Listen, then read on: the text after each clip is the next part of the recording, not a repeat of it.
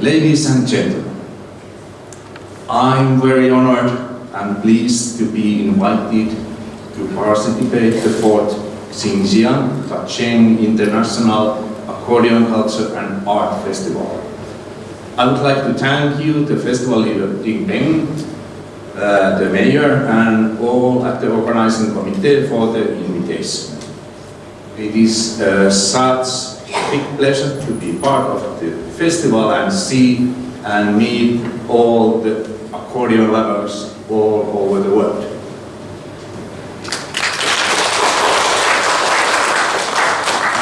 So my name is Markku Lepistö and I'm coming from Finland, from the Nordic country of 1,000 lakes and 1,000 accordions. Like in here, also in Finland, the accordion is a very popular instrument and we have tens of thousands of accordion players of all ages. Our music education system is covering many fields of music styles and also different kind of accordion instruments. You can start playing accordion in a music school as a child and choose not only the classical music but also folk music as your main path. You can also choose, if you want, to play the normal chromatic accordion, chromatic button or piano keyboard accordion, or choose the diatonic accordion, or maybe you want to play both. You can follow your interests through the years and finish your music studies at Sibelius Academy, which is the music university located in capital Helsinki and now the part of the University of the Arts Helsinki. Then you can get the master degree or even the doctoral degree as a chromatic or diatonic accordion player and play and compose only folk music. All this happened to me and I got my master degree at 1990 and then the doctoral degree in 2016. Through the years, I've been playing many kind of music styles using both chromatic and diatonic accordions. But maybe as a result of being a countryside boy, the field of folk music has always been nearest of my soul. And not only playing, but also composing new contemporary folk music for diatonic accordion. Besides playing and composing folk music, the other side of my head has always been a researcher concentrating in accordion. I've been researching old players, music styles, recording and transcribing their playing, and also publishing music books. When I was younger, it was so interesting to hear and talk and play with the old players. And now, as a bit older, I'm beginning to notice that now the younger players are enthusiastic to talk and play with me. Before coming here, I was thinking a lot about what would be the subject of my lecture, because there would have been many interesting things and subjects to talk about. Finally, I decided to present you today a German, Danish, Swedish, Finnish accordion artist, Martin Baum, which I found during my doctoral studies at Sibelius Academy. What made him so fascinating character is that he earned his living as a full professional and cosmopolitan accordion artist and teacher in the 19th century. And what is remarkable, in my opinion, is that all this happened before the recording industry or the time of overall music business. And he did it all between 1860s, 1890s by playing only the diatonic 1 and 2 row accordion. What makes him so special for me was also his repertoire and concert places. When other accordion players in Finland were playing folk music in the marketplaces or barn dances, Martin Paul was playing at restaurants, cafes and hotels with the repertoire of salon music like Strauss and overtures and small pieces of favorite 19th century operas and operettas. Because of this unusual career, I've been describing him as an unknown celebrity of the North European accordion music. So here's my short presentation on introducing Martin Paul. So Martin Paul was born on July 1843 in Rendsburg, Denmark, but on that time Rendsburg was part of Germany. And then as a result of the Schleswig War in 1864, the city became part of Germany. And what is remarkable is that Rendsburg, Altona, Friedrichstad and Fredrikstad were those Danish cities that had Jewish communities, because like Martin Paul was on that time, he was Jewish. He visited Finland first time already in 1866 with the troupe performing Italian opera. And he spent the whole winter in Finland, and he was the child of 8 children family. And his parents were really wealthy, because they owned some factories in Kiel, and that means that I was thinking that maybe Martin Paul already got some private tutoring during when he was a child.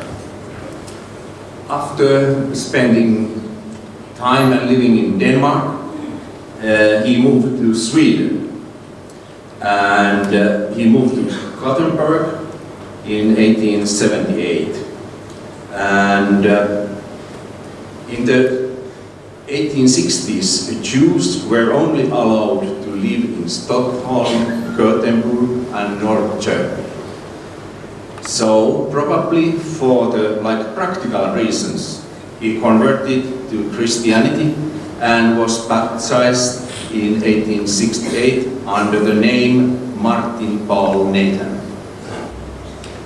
And his first wife died, and after a few years he got married again, and he met Ida Lagerlöf, and then they moved to Finland in 1979. And now something about his repertoire.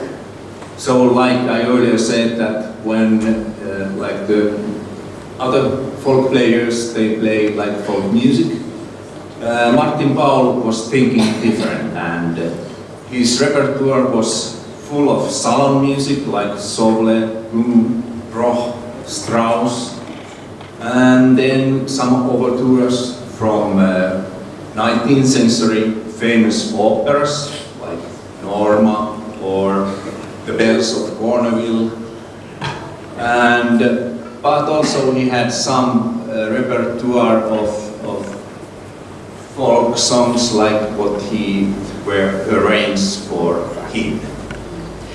So in this slide you can see what I found from the Finnish newspapers about his repertoire between these years 1879 and 1892.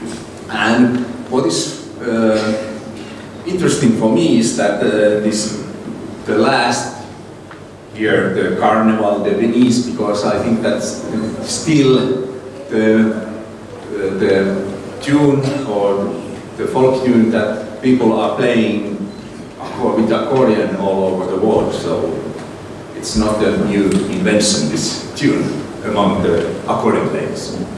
So, but otherwise, this the list of these composers.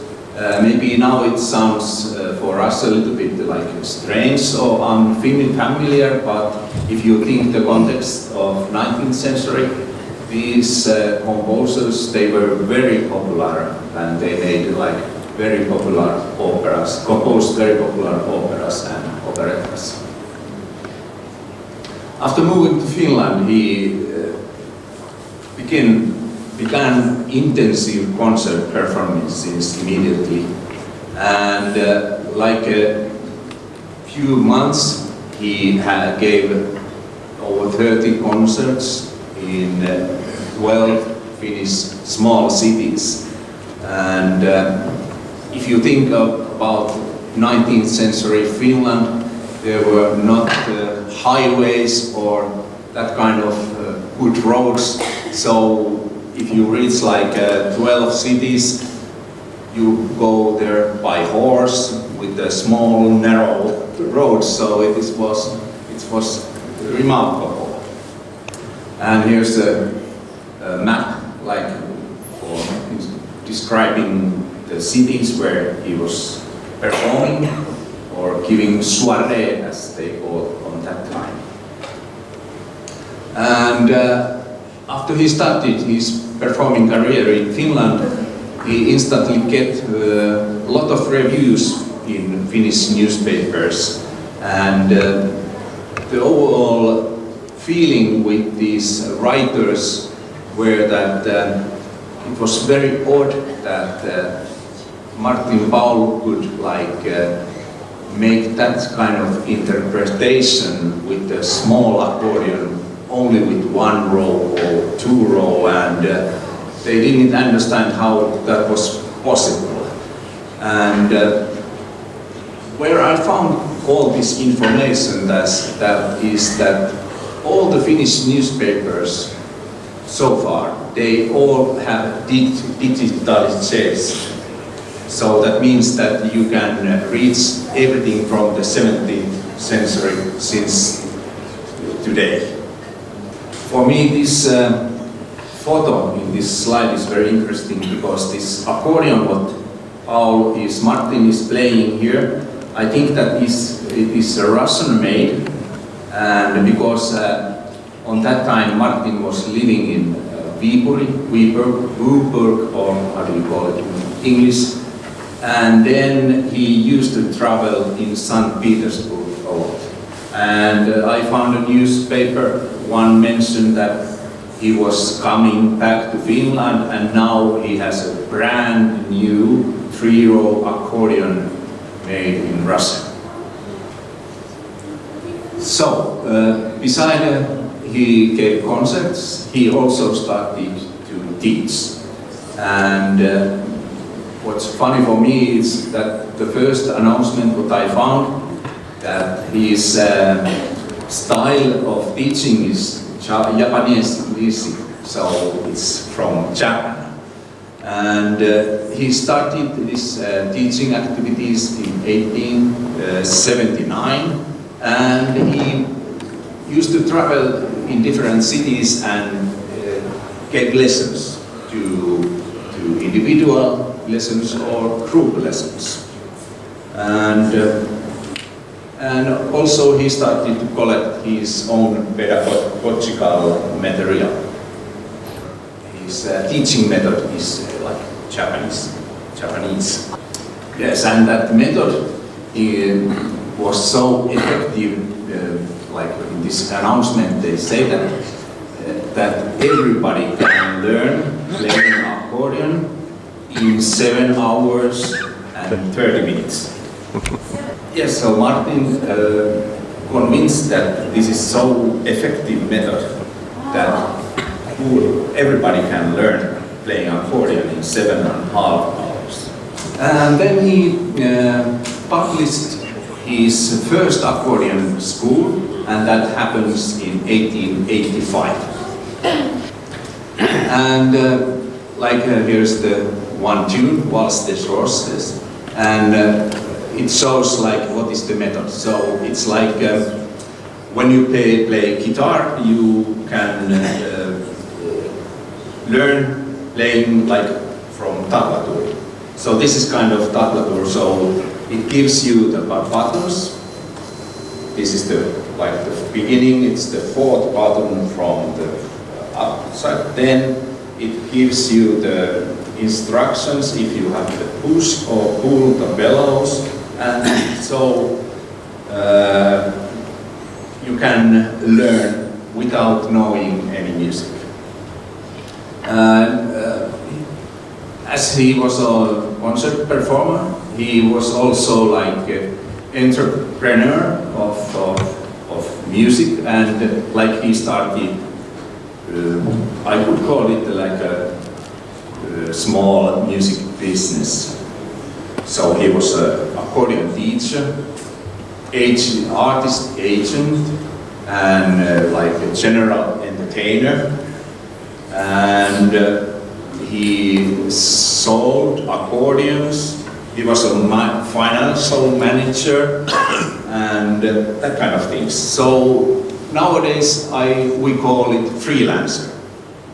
And then his career ended on May 18, 1893, and he was buried in Viborg, and his spouse Ida died 3 years later, and so he's buried now in Viborg. As a part of my doctoral studies at the University of the Arts Helsinki, among the written doctoral thesis, I prepared 5 solo concerts with different subjects. The first solo concert of those 5 was introducing the idea of using 1- and 2-row accordion, bisonoric and diatonic accordions for interpretation of classical music like Martin Baul did. Or actually, in the context of that time, the music was not mentioned like classical, but more or less it was popular music among the people who were like educated and civilized. On that time, in the first decades of the 19th century, when accordion was just invented, accordion music was already composed in Italy and France. In France, living in Paris, the amateur composer Madame Louise Reisner composed the theme and variations, Theme Varied Brilliant, at 1836. Nowadays, it is known as the earliest accordion composition. And here is the small music sample of this composition by Louise Reisner.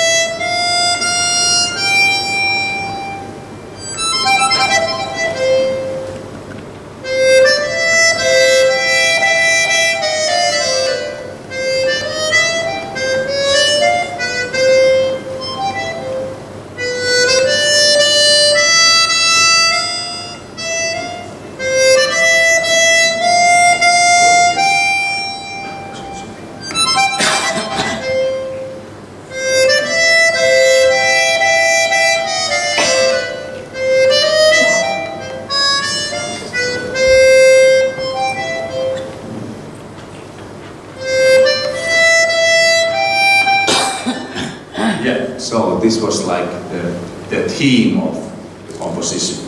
So, and after that came variations, but we move on.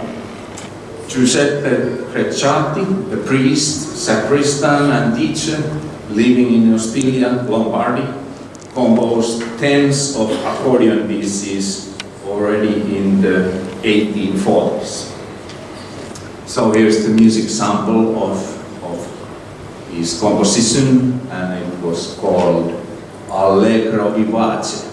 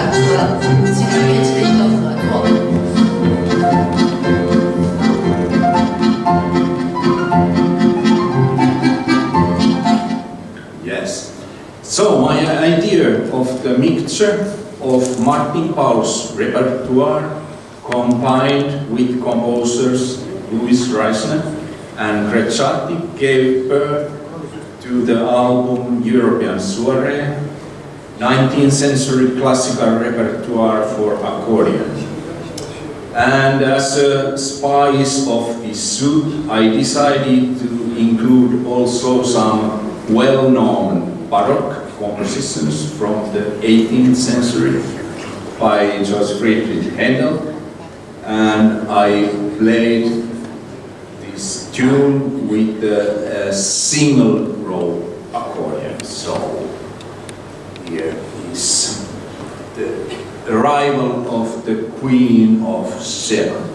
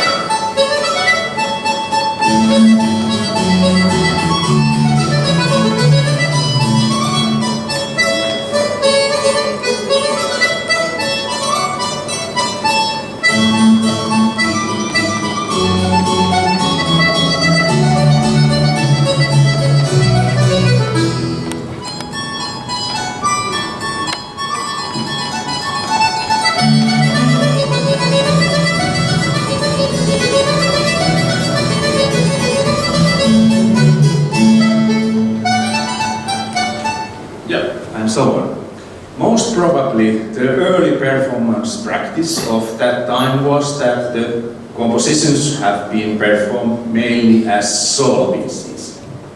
However, I wanted to bring up a new perspective on performing these pieces. Viewed in the period's context, those pieces would have been performed also together with the piano, a harpsichord, or maybe also with the mandolin, or other stringed instruments of the era. My choice was the piano and harpsichord played by Ilpo Laspas, a Finnish brilliant and at the same time joyful and stylish player. Now I would like to thank you all for coming here to listen my lecture, and I'm very happy that you all were here. And now I want to end my lecture with a music sample, and this is Casta Diva from the opera Norma, and I chose this tune because this was also one of the tunes of the repertoire of Martin Paul. This version is played by me and Ilva.